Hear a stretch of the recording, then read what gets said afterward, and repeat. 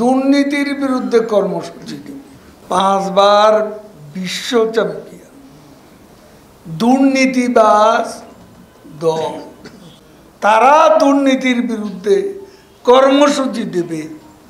এটা এই বছরের সেরা যুগ। অর্থনীতিবিদও এখন পোলারাইজড হয়ে গেছে। এখানে বিএনপি মার্কা অর্থনীতিবিদও আছে না। এখন তারা তাদের মনের যে ক্ষোভ, অসন্তোষ, ক্ষমতায় না থাকার যে বেদনা, ক্ষমতা থাকলে যে সুযোগ সুবিধা প্রাপ্তির একটা সম্ভাবনা থাকে, সেটা ভেস্তে গেছে তাদেরই ভুলের কারণে।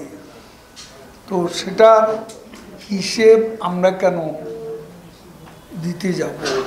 অর্থনীতিবিদ আমাদের উপদেষ্টা পরিষদের কালকে সভা হয়েছে, এখানে অনেক অর্থনীতিবিদ আমাদের উপদেষ্টা আছে।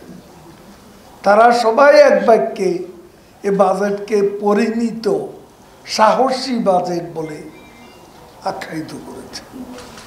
একটা চ্যালেঞ্জ আছে, সেটা হলো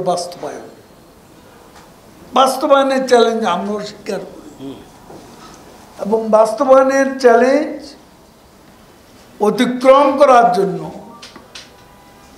সরকার এরই মধ্যে কাজ শুরু করেছে।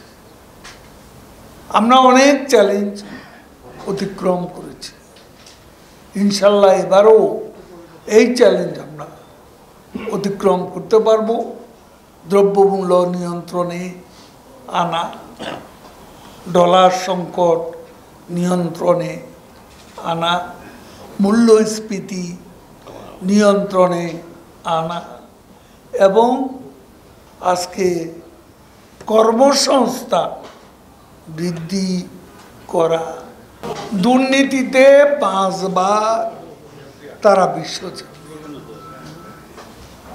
এটা বাংলাদেশের সবাই জানে।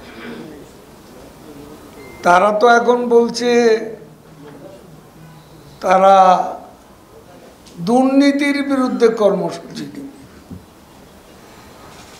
5 বার বিশ্ব চ্যাম্পিয়ন দুর্নীতিবাজ দল, যাদের মূল নেতারা দুর্নীতিবাজ হিসেবে চিহ্নিত, তারা দুর্নীতির বিরুদ্ধে কর্মসূচি দেবে।